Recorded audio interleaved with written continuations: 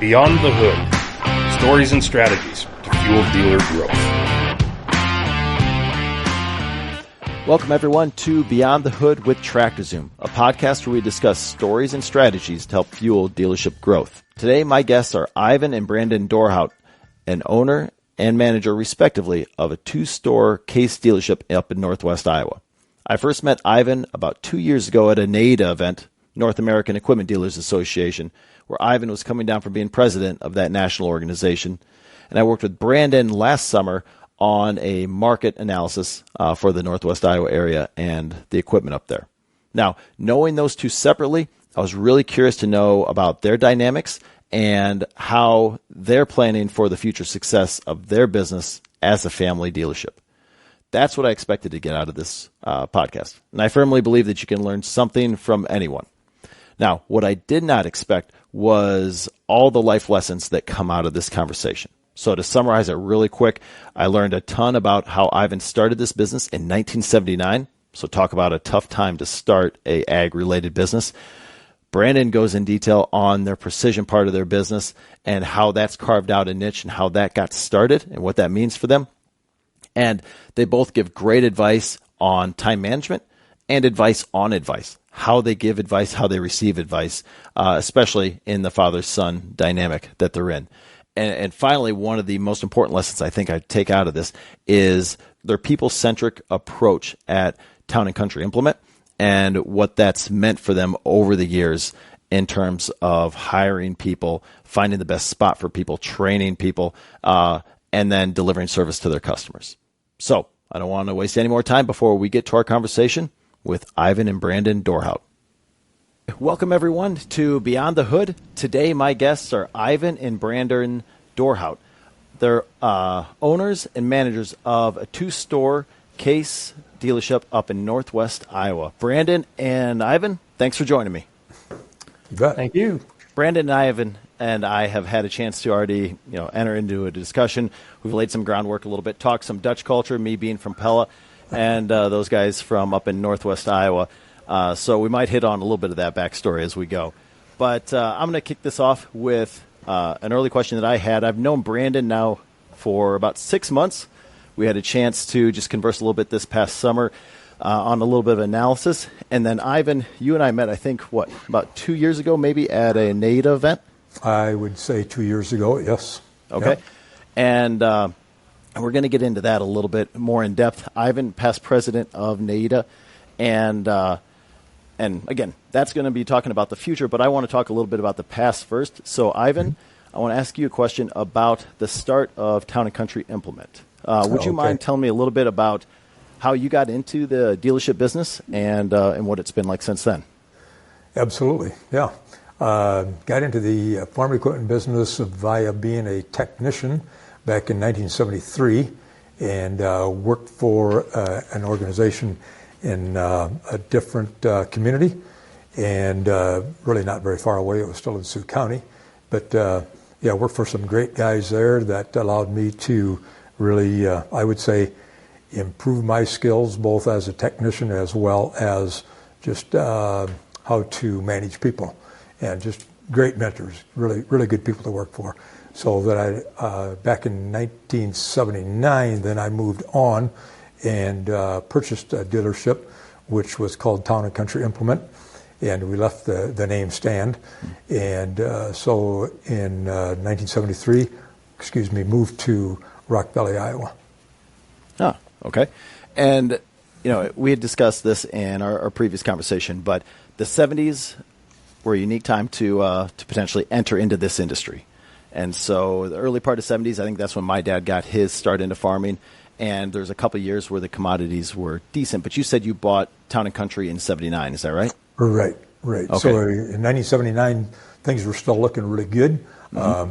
But about approximately 6 months after we purchased the business, we, meaning my wife and I, had no kids. We were pretty young at the time, but life looked good. Mm-hmm. Looked like it was pretty promising. But within 6 months, interest rates started to climb. And if you're old enough to remember or have heard stories, they kept on climbing. And they make our interest rates today look really pale. But it didn't quit climbing locally in our market until it hit 21% interest. The good thing was my banker cut me off when I think the interest rates were 13%, and he said, no more money. And it was like, ooh, that was a rude awakening. But I think honestly, he did me a real favor by shutting the flow of money at that time, because I sure didn't have to pay any of that higher than 13% money. Right. I think at our farm, my dad talked about it ballooning up to about 18%, and he was at the bank multiple times a day trying to figure out how he's going to make things work. Yeah, the pain was real for a lot of people. Mm-hmm. Yeah. But hey, needless to say, we made it. Right.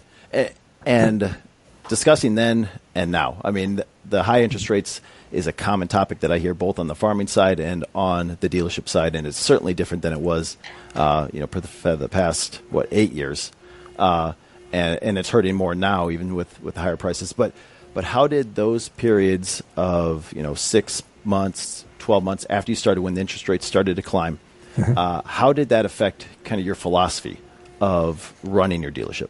Oh, okay. Well, I think it honestly made me more like we're going to take care of a problem now. There was no waiting. Jokingly, I said to my banker many years later, I thought I had 15 minutes worth of cash back then. He corrected me. It was 10 minutes worth of cash.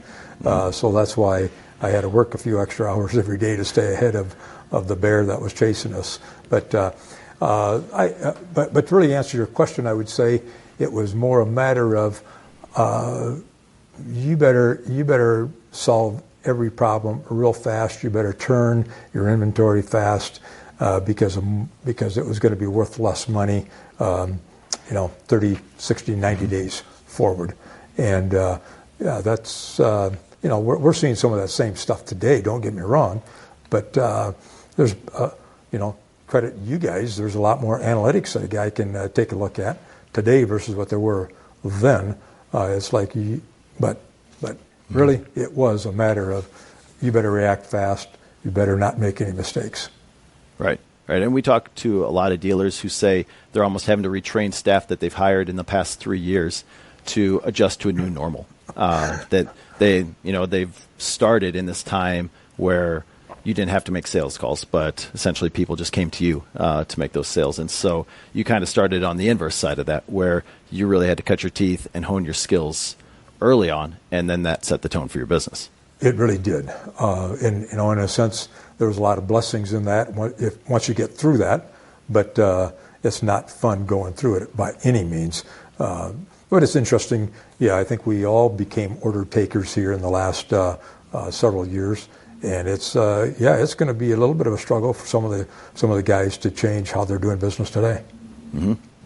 And when we were talking before, on the same thread of kind of the circumstances around us help dictate a little bit of our strategy, you had also mentioned that just as the nature of where you started up in Northwest Iowa, and I believe it was in Rock Valley, correct. You said there's some salvage yards up there right. that just happened to be around when you started.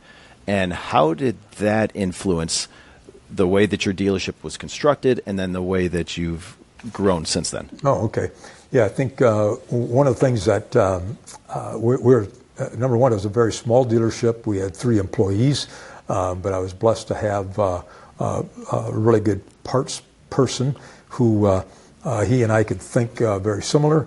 And it was like we did our best to not let... I mean, if somebody came in the door looking for something, we did our best to make sure that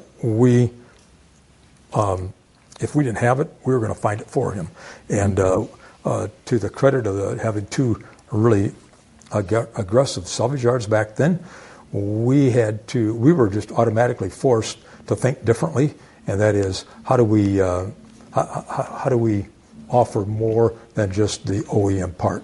And really, there was very, very little, I shouldn't say no, very little new aftermarket parts, but there obviously were the used parts. So it became, we are going to figure stuff out and how we were going to offer an alternative if they didn't want to spend the OEM prices. So parts became a big part of our business. Okay. And so kind of carving out that niche. And I know I'm asking you to play Monday morning quarterback, like, 30, 40 years in reverse right here. Yep. But, that's a good strategy. You're right. You're carving out a niche, and you're a smaller player. And then so you're making yourself really good at one particular thing. Did you think about that at the time? Or of like, hey, I need to carve out a niche and this is what I need to do? Or was it just serendipitous of, it's just what was available? I would tell you that we really I can remember having conversations. At that time, it was my cousin that was our parts manager, and he understood completely that how do we get the cash drawer to open, and it was like he was really good. He was flat awesome at parts. Okay, and my background was not parts, and I really didn't. I didn't play in that arena, previously, other than the fact that I knew that if we were going to have customers, we had to support customers, and part of that support was not just service, but it was the parts end of it. So it was very much, let's make sure people think of Town and Country Implement first, because we helped them better than anybody else the last time. Now. Oh, go ahead. Oh, no, I was going to jump the gun because I wanted to at least bridge the gap and start talking about people a little bit. But did you have anything to add on to that one before? Well, I was just going to say that today, that is a struggle to get people to think that way, because even though Rock Valley today has two major players in the new aftermarket parts, and that. One of them being A&I, and A&I has been very strong for several years. It's owned by John Deere today, but it was a good friend of mine who owned John Deere owned A&I at that time, and it was like, oh my word, now let's offer those new aftermarket parts. But again, today is still, I'm meeting resistance at the parts counter with my parts guys. However, I have to give them a lot of latitude there because they just haven't seen any of this stuff. So this is going to be another point of conversation at Town and Country Implement.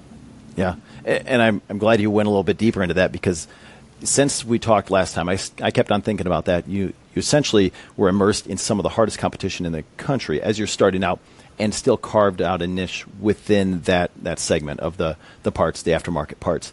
And it wasn't at the time we were talking, but it was later. I used to coach basketball, and we would preseason, we'd select different competition around the country outside the conference, and it was exactly that. We would look to find the hardest competition around the country and go to those colleges and schedule them, just because we knew if we're playing at that level of competition, then our eyes are open. You start to elevate your game because you have to match the level of competition.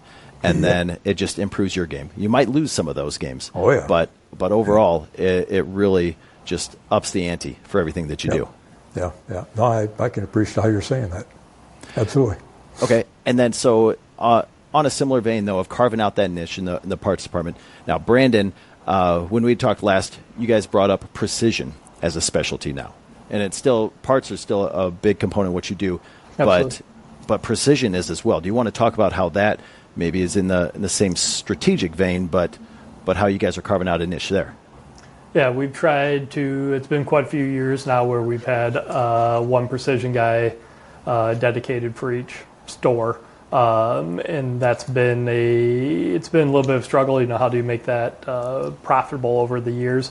But we keep gaining pretty good ground in that and feel really good about where we're at, especially the guys that we have in place right now have done an awesome job of being more going after sales and trying to get more of that. But all along we felt like it's a huge deal for the rest of the organization to be able to provide that support as the technology has become such a big part of running equipment, especially now this planting time.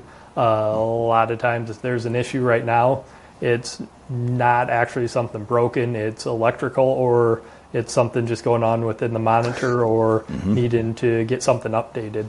So that's become a huge part of support for customers, and we definitely have felt like we've had success of being able to get some new business just because of that level of support and being committed to having those guys and have them in that role and for quite a few years now, and it's absolutely is helping us right now of being able to provide better service and keep guys running. Yeah, I can talk from experience that, as I drove in this morning, I was talking to my dad, and he's lamenting over the fact that we only have half of our corn in right now, and he's looking at the 10-day, and we have our tiles running, and he's like, this stuff's never getting in. We're prevent planting, and this is going to be the worst ever, and so he's going on to that. But what he remembers is the first 2 days that they tried to plant, and they couldn't get a connection going. Yep. And that's the piece that he is always going to remember, especially if we end up prevent planting. He will never forget the fact that we were sitting there in the field. The machine is fine, but the connection is not. Yeah, and there's so nothing more frustrating than the not something seeming on the monitor shutting you down from getting it done. Yes. Yep, especially coming from him, and then he even remembers his dad. Like, his dad was great at planting straight rows and an open air tractor and stuff, and he's like, I could do this on my own. And but he does know the value of the precision capabilities. But man, he was ready to throw it out the window that day. Wow. Yeah, I get it. Yep. Yeah. Good. Well, I want to switch gears here a little bit, and I still don't want to forget the idea of people, because I know this is going to be a reoccurring thing, but let's take it down to the personal level between the two of you. And so, families within dealerships is not unique, but it doesn't make it any less of a challenge and an opportunity, probably in the same day. So can you guys describe how your relationship has worked out, how you guys manage your relationship within the business and personal life, and then also with your greater family? I mean, I know that's kind of a big question, but let's break that down a little bit, because I know a lot of people have this type of question. Yeah. You go first? Really, it's worked out very well. Not that there hasn't been days or moments when probably both of us would have said different, but for the most part, it's somewhat naturally worked out pretty well. That when we purchased the store in Orange City, would have been 2014, really wasn't the intention that I was going to be coming over here as soon as I did, but we had one of the main sales guys, wife, had some medical issues, so he was going to be out for an extended period of time. So that naturally kind of just led where somebody needed to kind of fill that position. So that brought me over to Orange City quite a bit faster without that really being planned or anything, but especially as getting more involved with management, being able to have a little bit of separation, I think has been a good thing for us, especially just with the other people that it's know kind of who's in charge to a certain extent at the store, and allowed me to build on that over the years with having that separation between the two, that we're not sitting right next to each other in offices. Another thing that's worked out really good is most mornings we meet, go over deals. I live in Rock Valley, so it works out really well for us to go over deals, talk through things. If we're having any issues or need to make any changes, has really been a really big thing for us to be able to have those meetings, have that communication to start off the day. Yeah, I would add where Brandon was going here, and that is with it really, I look at it as a blessing being able to work with Brandon. Our personalities are a little bit different. He comes from he has a different set of tools in his toolbox than what I do. So I think it really can complement us if I allow that to happen. And there's been times that I've had to just, Brandon's been kind enough to bite his tongue instead of give me a piece of his mind. But on the other hand, seriously, it's been really good.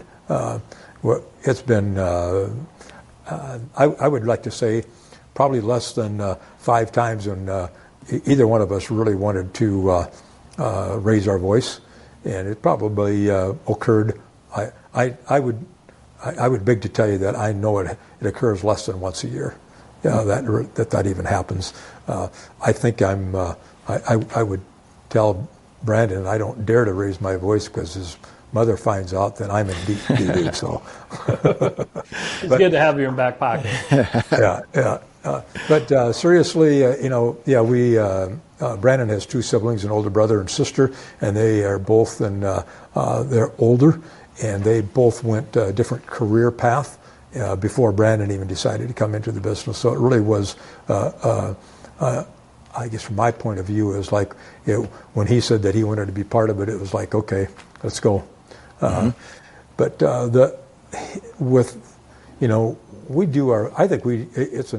we do our best not to talk shop once we're out of the business, and I think that's a really good thing because it's almost like somebody has to ask us about it, and be it my wife or be it one of our my other kids before we even bring it up. But I think I've tried to separate that from years ago as well, just not talk shop with once I'm out of here. So that's a good philosophy. And this didn't come up in our pre-conversation, but it has come up in other podcasts that I've done where we talk a lot about culture and physical space, and those conversations has always come up. And I never even thought about that, Brandon, until you brought it up, about being in two physically different locations, two different stores, on how that's helped with understanding the management level and the ownership of responsibilities. And so where, a nice physical space can help improve culture, but literally a different physical space can also help establish just ownership over different realms of the business, and obviously those different location businesses too. That's a good point that you brought up. Yeah, absolutely. It's allowed me. Go ahead, Brandon. I was going to say, it just allowed me to grow just in management into my own type of a deal a little bit easier than it probably would be if we were in the same location. Yeah, I think that's true. I think it's good. It's good for me to stay out of his way and just flat let him run that store. And I have, there's times I really have to, be intentional just staying out of it. But I don't go there. I just, for that reason. And the other thing that we did talk about last time we met, though, that I want to reemphasize is that morning meeting that you guys have. I mean, being in two different locations, I think it's probably crucial that you also do this. Having the store locations where they are for you guys also is a benefit that you can, all meet in one physical location and then go in separate places. But in the great organizations that I've worked with in the past, we have had that morning meeting where you get together, you kind of square up in the morning, everybody gets the marching orders and understands any deviations that might have happened, any hot topics, but then you're allowed to go away and work. And then I think that gives some freedom throughout the day, too, to kind of be the boss and execute what needs to be executed on. I would agree with you completely, because if there is an issue, we do not allow it to fester. It's like, we're going to talk the next day, if it comes up. So we did not know it was going to be that much of a plus for us when we did that. But it's been awesome. Yeah, and I imagine maybe not as much as beneficial, but for those larger dealerships that are in multiple locations, I mean, you can still hop on virtually. And I'm sure many of them do. I hope many of them do, you still at least have that touch base in the morning. Yeah. But it's kind of hard to ignore Brandon when he's sitting across the table or desk from me in my office, because you got that computer standing, trying to divide and conquer your time as well. So right. You have to pay attention. Yeah. Mm-hmm. Yeah, that's good. Okay, so on the personal note, while we're there, let's talk a little bit about succession planning, because again, it's a different realm, but still in the ag industry. I'm talking about it with my dad right now, of what's it look like, when I and my siblings look to take over the farm in the next generation. And from a dealership's perspective, I mean, that's a whole new beast. And so have you guys begun to talk about succession planning? And, for one, when did it start? How early is too early? And then what's that journey been like? Where are you at right now? Okay. Well, I'll go first on this one, if I may. When did that start? I would probably, I'm not sure when it started. Andy, it was definitely before Brandon was even involved in the business. Had a really good, a good customer, good friend that was talking about his succession plan, and he's a farmer, And he was talking about how he was trying to set his up, and it was like, ooh, buddy, you just gave me some new ideas here that I had not thought about. And one of them was second to die policy. And so anyway, my wife and I jumped on that deal. And the crazy part is that was really a good deal at the time. But like all good deals, when inflation it has gotten as carried away as what it has since then. Because that was probably 12 years ago, something like that. Well, it had to be more than that because we've done this. Brandon has been involved. Back like 13 years. Yeah. So anyway, so I had my dates wrong. But anyway, nonetheless, that was a good learning experience talking to the customer. And yes, we did put some things in motion at that time. Brandon has been working, how many years full time? I'd have to ask you that, Brandon. 13 years. The first year or two probably weren't too seriously, but been 13. Okay. So then 10 years ago, he went to manage the store in Orange City. At least that's got to be pretty close. So we had, at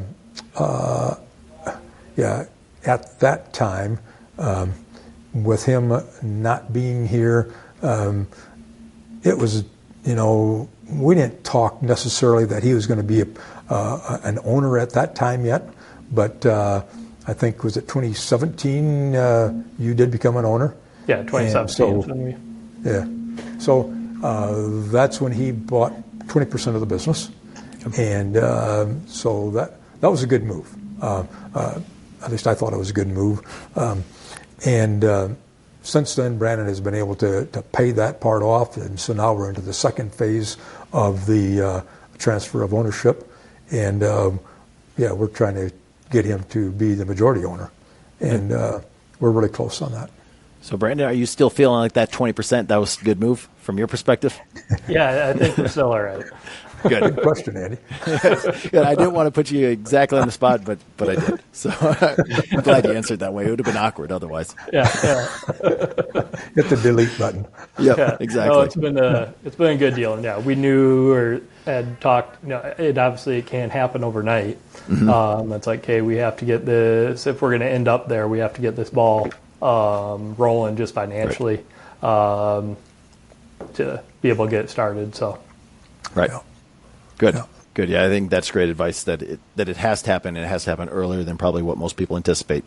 And to get the ball rolling is, that inertia is probably the most important thing.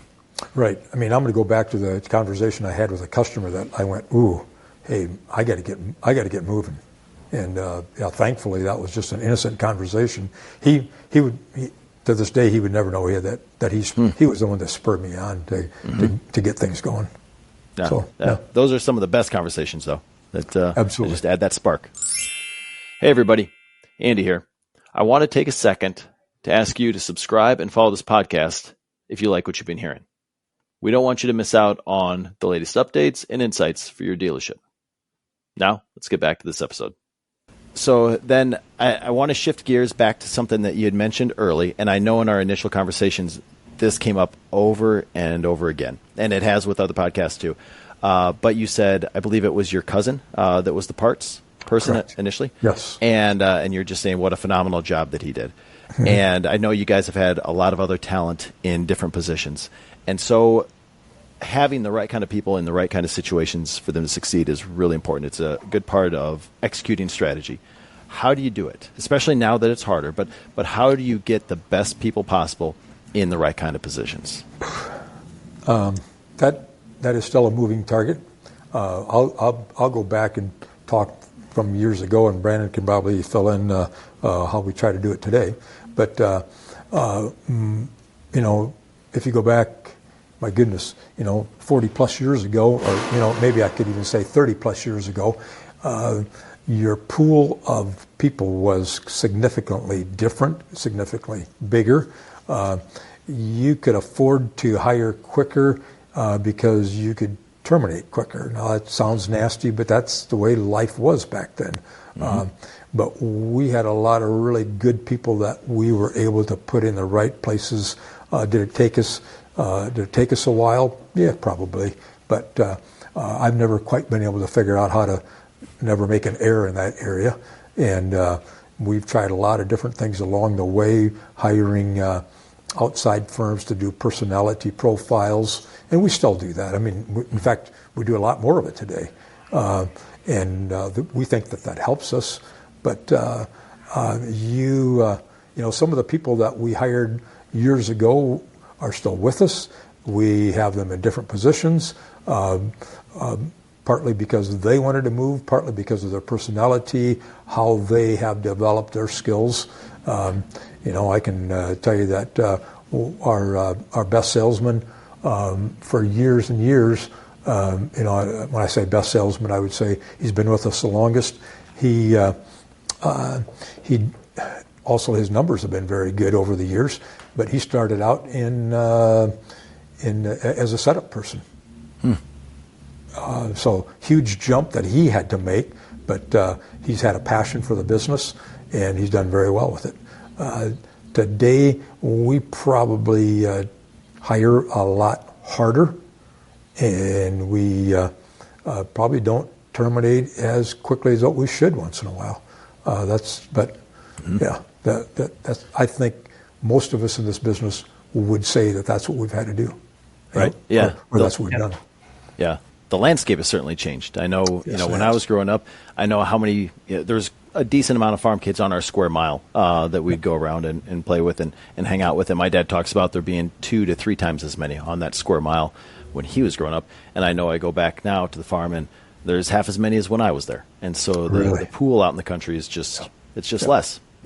Yeah. And we try to really, if we see potential, if we see just somebody's they might not have all the knowledge, but they want to learn. They have their communication skills are good, and they're willing to learn. It's like, okay, we can work with this. How can we educate them? How can we figure out where the right place in the business is for them? That's you kind of talked about that, but we have a lot of people that are currently doing really well in a position that they were not originally hired for.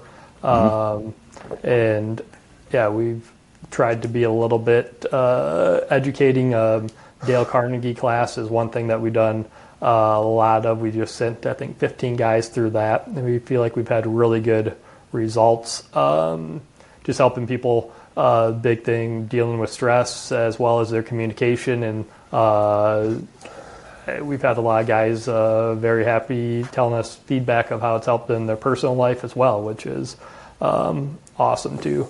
We've changed to our little bit hiring, where we've been looking, how we've been going after guys. We started a apprenticeship program for techs that we've had quite a few guys trying to get more involved with the high school, get guys started while they're in high school, taking classes online as well as working in the shop, just to try to have a little bit more of guys feeding in and get people who maybe would not be interested, have never been in our dealership, but like working on stuff, like working on their hands, get them in here and give them an opportunity.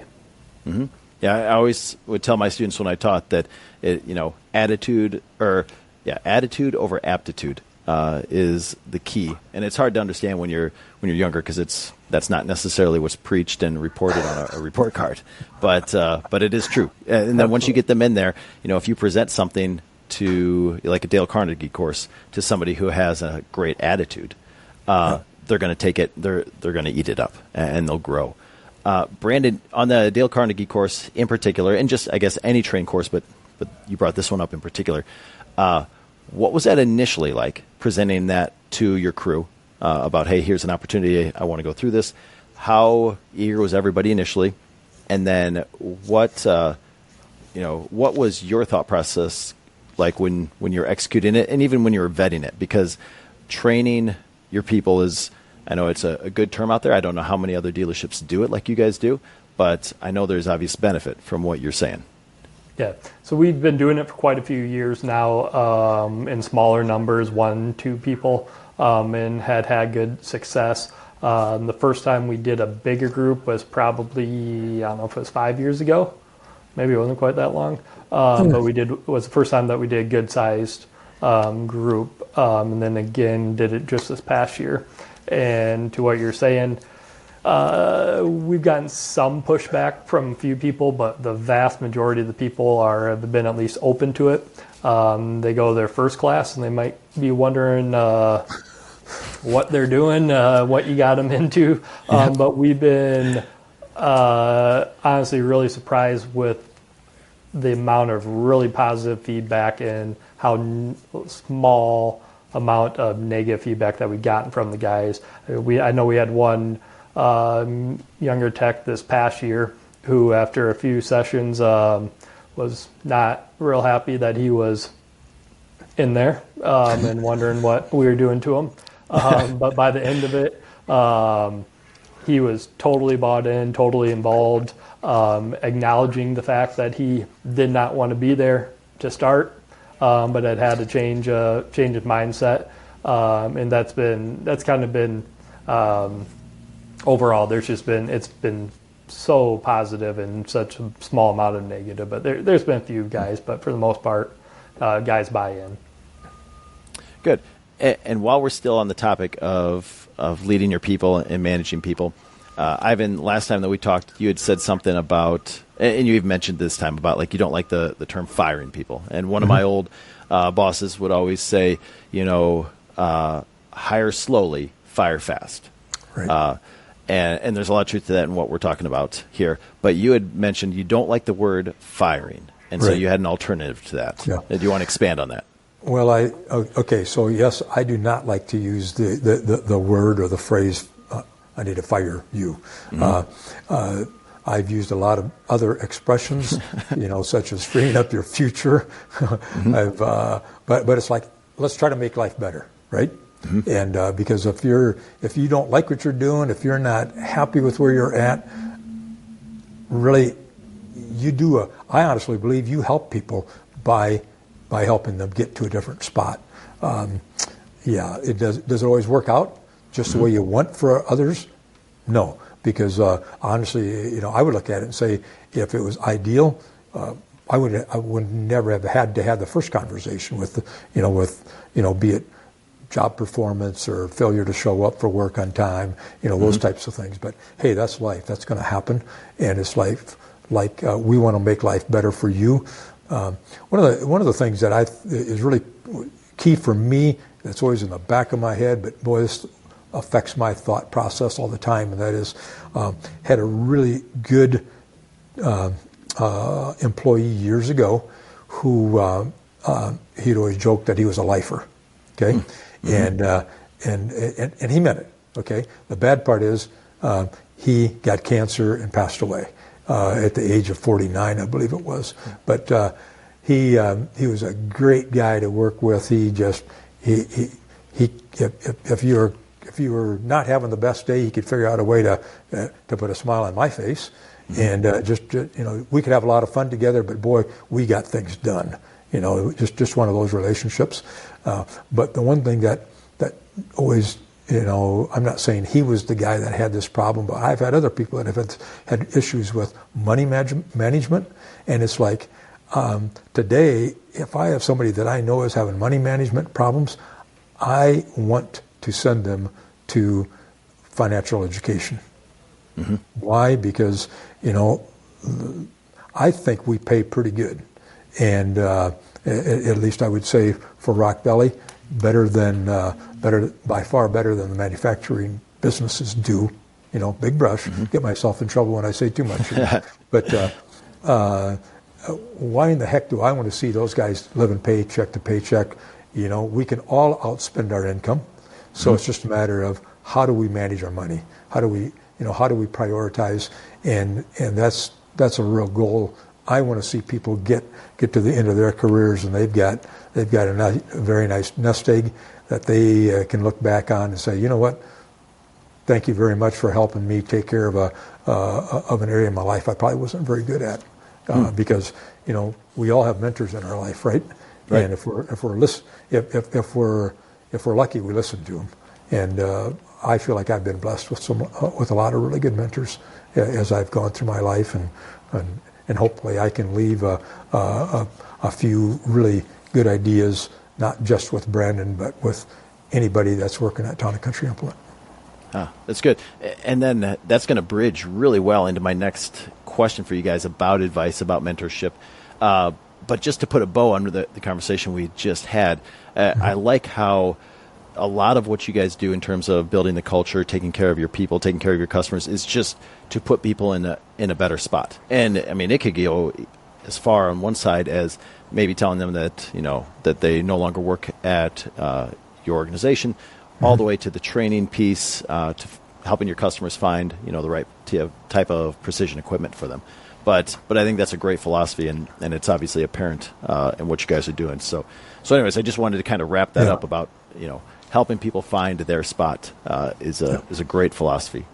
But now going on to helping people maybe get to their spot. So advice, especially in the situation that you guys are in, where father-son combo working together.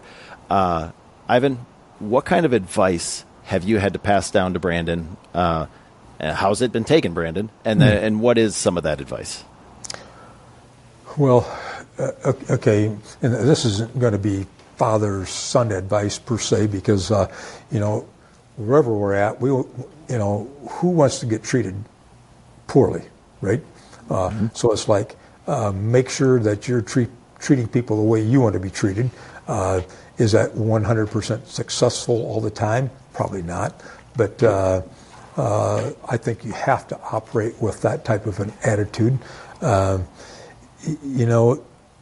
Taking care of business means a lot of things. If there's a problem, get after it. And if that's with a customer, a customer's piece of equipment, or between employees, it just seems like the quicker you get after it, the better off you're going to be.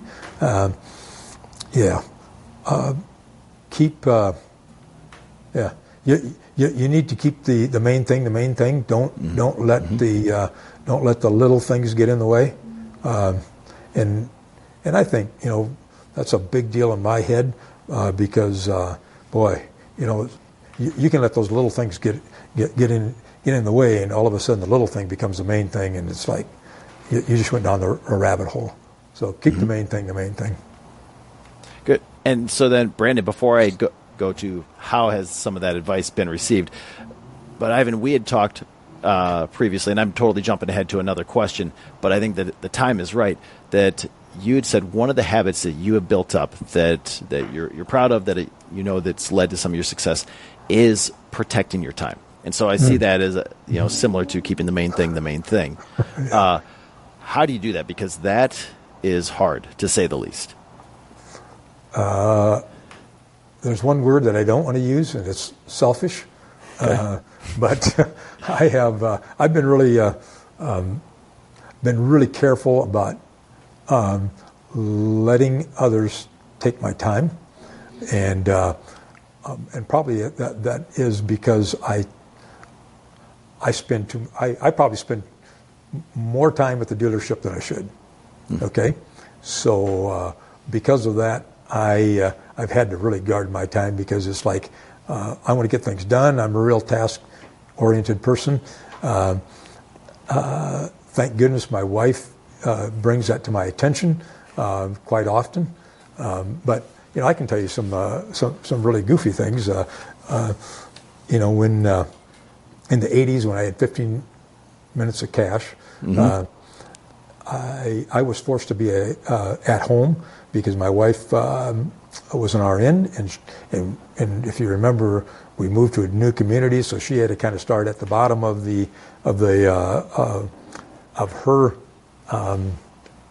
her career again, meaning she had to pick up the shift nobody wanted, and that was the evening shift. Well, then came along son number one, then it was daughter, and so I was forced to be at home certain nights of the week, and thank goodness, because otherwise I probably would have been an absent dad.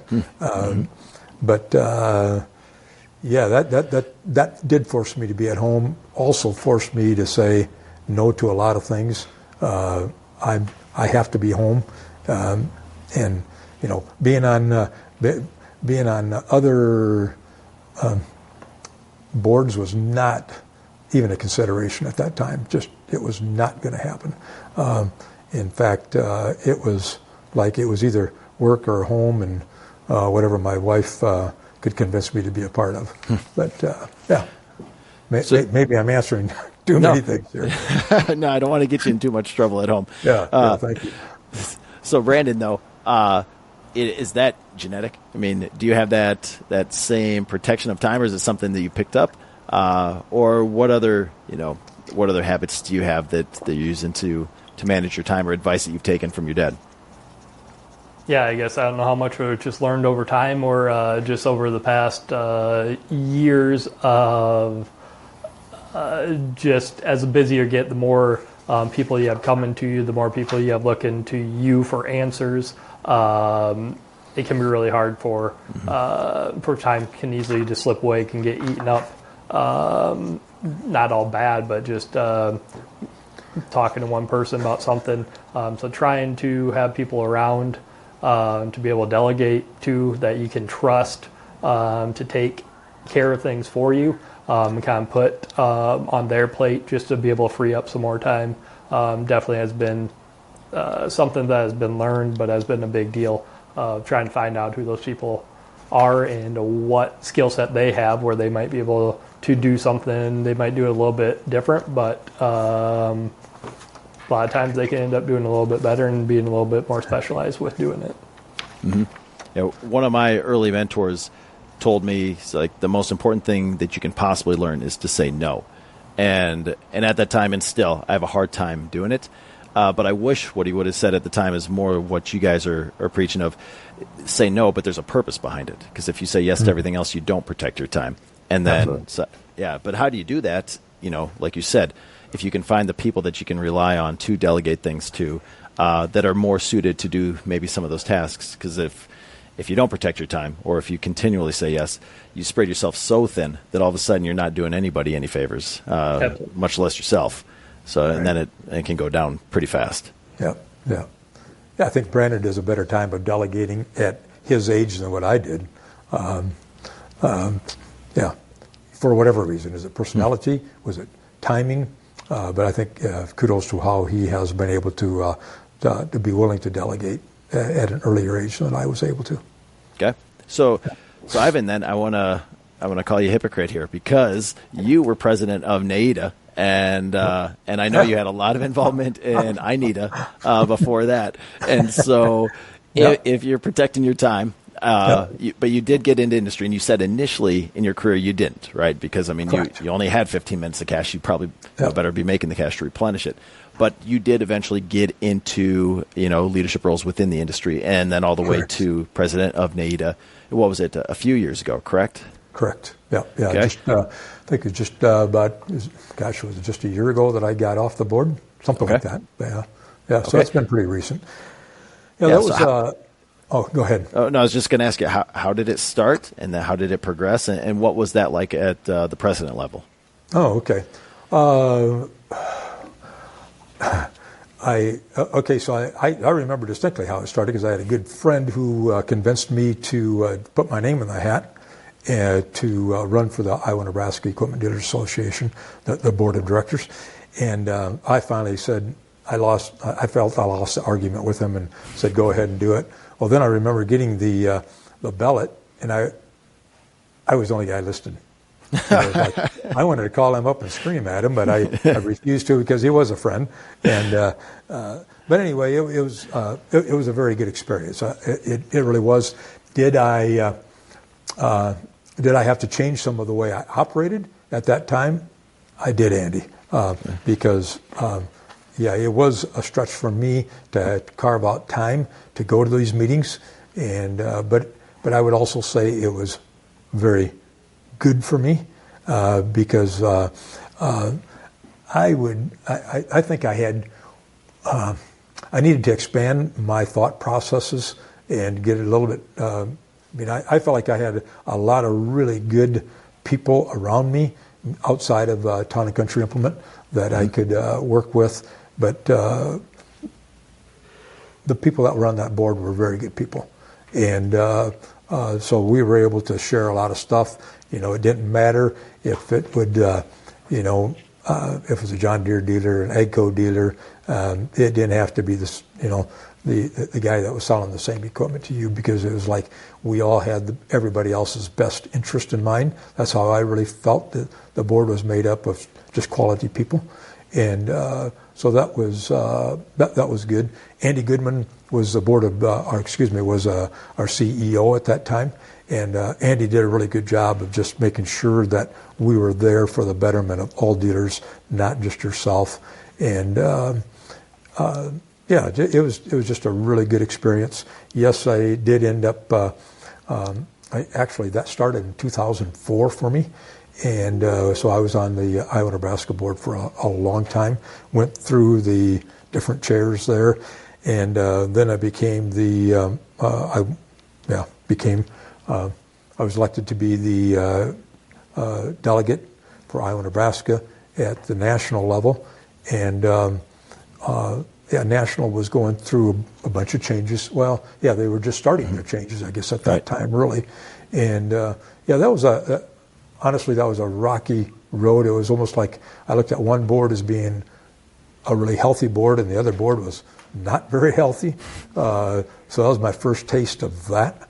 But on the other hand, we had some good people who were bound determined to make it a healthy board and make it a healthy organization, and so that was a really good run at national as well.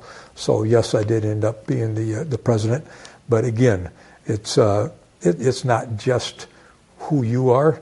You learn to collaborate with your peers.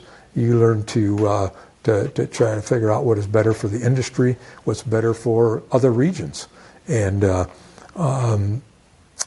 was really good. Kim Rominger, I have a ton of respect for him at the national level as well.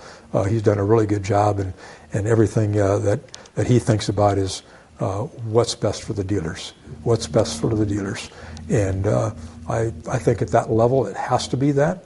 But if people come in there with an agenda, I'll tell you what, it gets kicked to the side real fast, because it's, what are we doing here? We need to be doing what's best for the dealers, not just in your backyard. It's across the entire North America, and it's awesome to see how strong the North American Equipment Dealers Association has become. Yes, I agree. That was not because of me. It just happened to be there at the right time. You can get a little bit of credit, but I agree. They're a great organization. Yeah, and as dealers, we need a strong organization. There's look at what the right to repair thing has been. That's been such a mess. How we ever got in the same legal challenges as what the iPhone or whatever it is, your appliances, and it's like, good Gandhi. It's a whole different deal, but it is what it is. We're going to have to fight our way through it. So, but there's been a lot of success. But there's been a lot of good things that have happened because of the challenges that have occurred in our industry. I think there's a lot more information that is available for our farmers, and that came out of this deal. So, we also have to say, okay, how can we make this better, not just for ourselves, but also our customers? And I think there's been a lot of good stuff.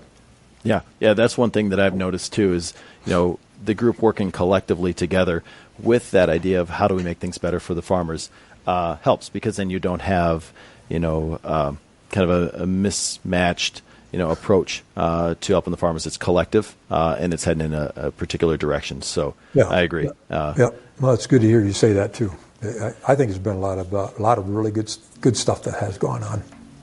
Good, and I want to continue that talk on the kind of the leadership role and advice and the people that you guys meet, whether it's locally or even nationally. But there's one the one piece on maybe the personal advice that, Ivan, I had asked what questions or what advice have you given Brandon? But then, Brandon, I do want to take a second to flip that around a little bit. And because I know this is an issue with a lot of father-son combos. I know that my dad might listen to what I have to say, but I don't know if he really internalizes it until he's actually hearing this now. Now he's realizing. But Brandon, from your standpoint, what kind of advice do you send up the ladder to your dad? And is it received? How is it received? How do you approach that? Yeah, I'd say I don't know how much of it's advice versus I'm definitely talking about how can we change things, how can we look to do things better, how can we better our processes and how we are doing stuff. Probably has been the most that I have done in regards to that. I think that probably has developed a little bit over the years. I'm sure there are probably times when I was young and just wanted to make big changes and change them right now, and probably not realizing that there actually is a reason behind, and that not everything probably needs to be so drastic or happen so fast. Has definitely been a change there probably from over the years. But I think for the most part, it's probably been making sure that we're on the same page of making sure, okay, if we're going to have one change something or do something, have what's the reasoning, what's the data behind it, what's the info, why are we doing this, and how is it going to be done, and being probably somewhat back to the time thing is making sure if thinking that we do need to do something, it's right. All right, before we're even going to talk about this, we can make sure I have my ducks in a row of why and how going to do it. Else, I know it's going to probably get pushed to the side pretty fast if it's not going to have that info ready to go. That's wise advice passing up. And then, does it change at all, or do you have to change your approach when you're talking about technology? Because just like precision we had talked about earlier, it's obviously advanced a lot, and it's advancing way faster as we go along. So as you've, had to deal with more things like, keeping track of sales communication, data, digital solutions and tools, do you have to try to, how do you bring that to the table? I think, thankfully, he might not totally know how to log on to do this interview here today. Yeah, we did have issues, didn't we? He always has been understanding and sees the value in it. And that hasn't, back to putting up RTK towers, back in knowing that we need to be on the forefront of it. And being open to it, and if it's something that we think can bring value to our customers, to us, all right, let's figure out how to do this. So the most part, that hasn't been that much of a challenge. There's always change, especially technology can always be a little, is never usually not the most fun thing to go through. So we want to make sure it's the right thing. But it really, for the most part, as long as we can see the value in it and we can see that's going to bring value to our customers, I can't say that there's really a whole lot that we haven't worked through and move forward with. That's good. I think it's important to note on how you kind of look for past successes like the RTK towers that you've done, that that your dad and everybody else in your organization has seen that success and how that's worked out over time. And then that's essentially an analogy that people can wrap their minds around, saying, okay, we did this at that point in time, see how it's worked out. Then this is similar to that, and then moving forward. And as long as you, like you said, you've got the data to back it up and you've got the confidence that the change is right, that helps the adoption and the buy-in. Yeah, absolutely. Yeah.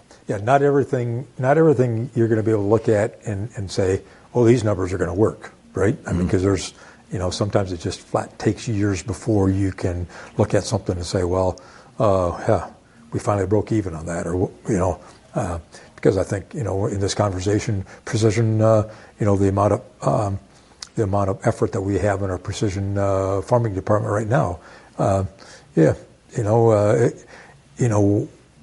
try to have the records mean, the numbers mean exactly what they're supposed to mean, so that you can make smart decisions. But sometimes you just know it's not going to be where you want to go very fast. But because one of the things that I get accused of is when somebody comes to my office and they don't have their ducks in a row, it's like, show me the numbers. Just get out of here. Just show me the numbers. Come back when you got the numbers. And I know I used to be a real joke.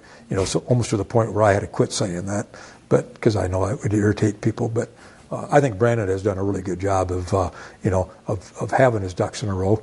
And I would probably say he had to change. But it's also like, okay, put the numbers together, and if the numbers mean it's solid, let's go. Let's do it.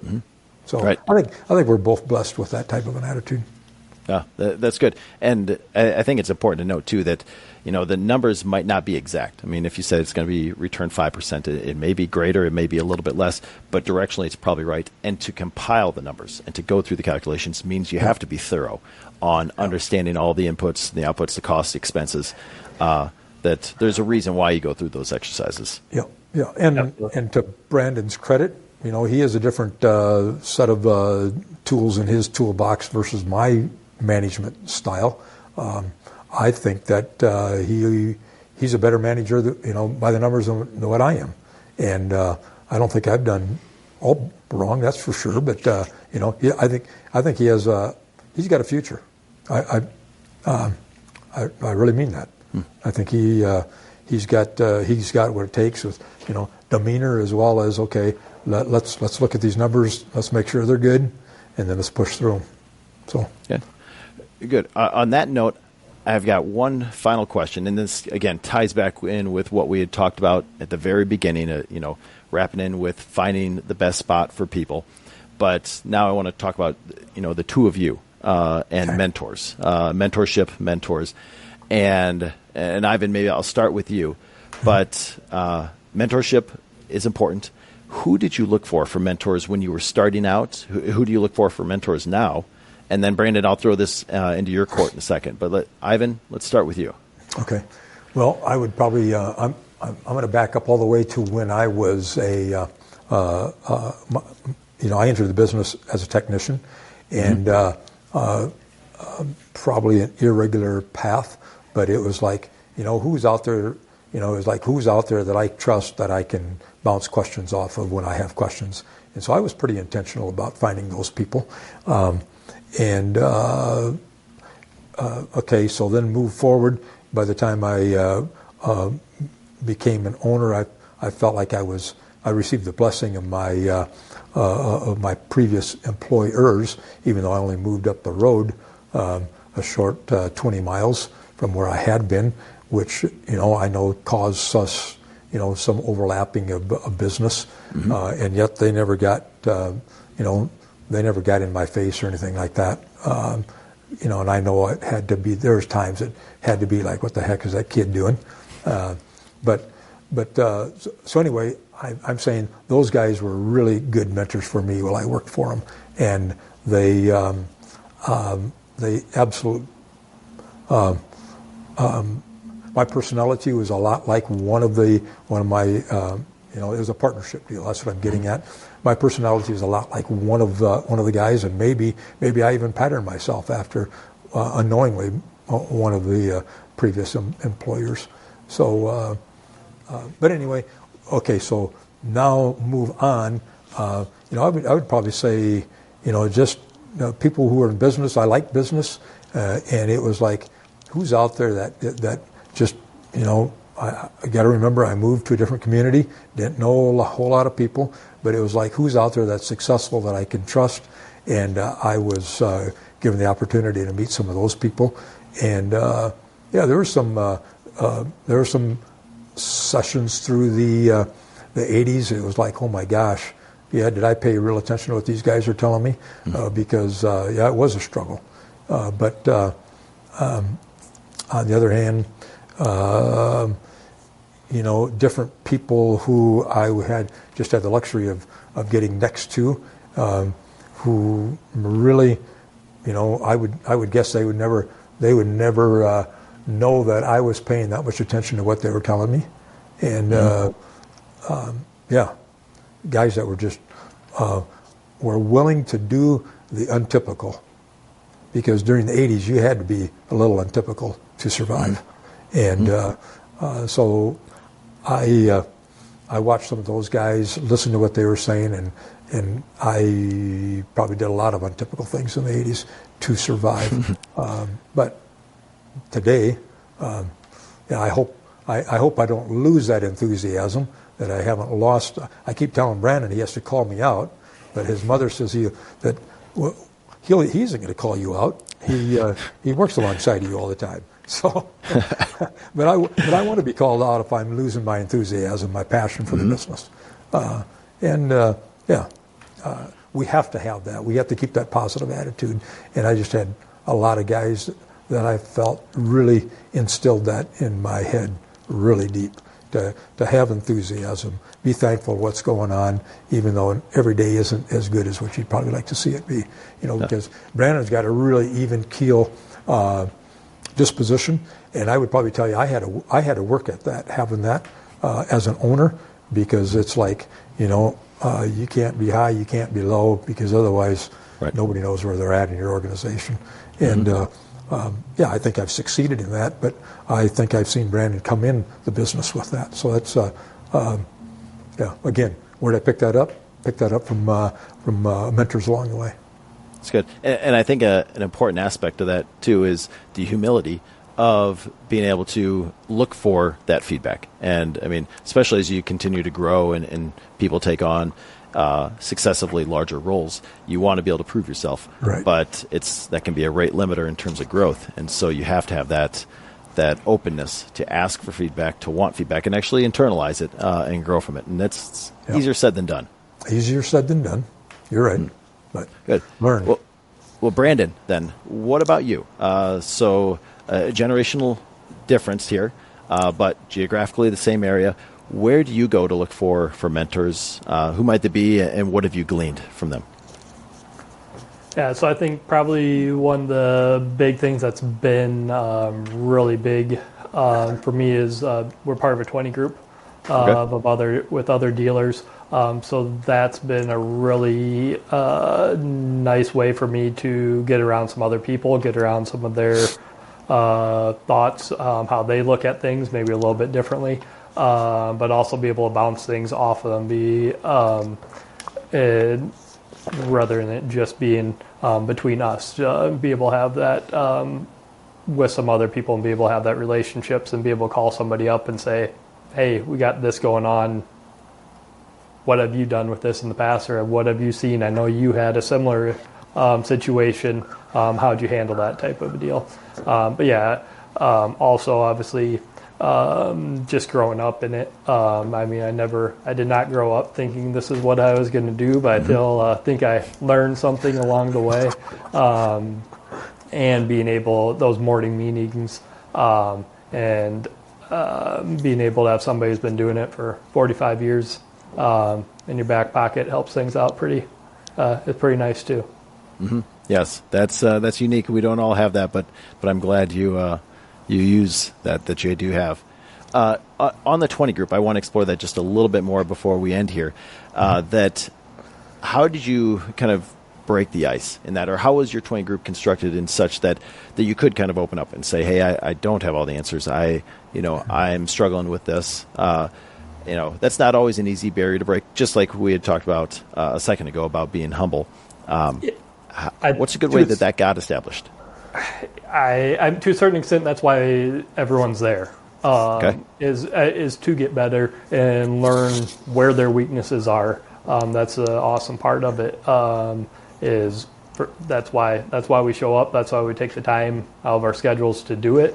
Is not to tell other people how they need to do it, but to be open, take a look at, and especially with all your numbers, sharing financial stuff, pretty right out there in front.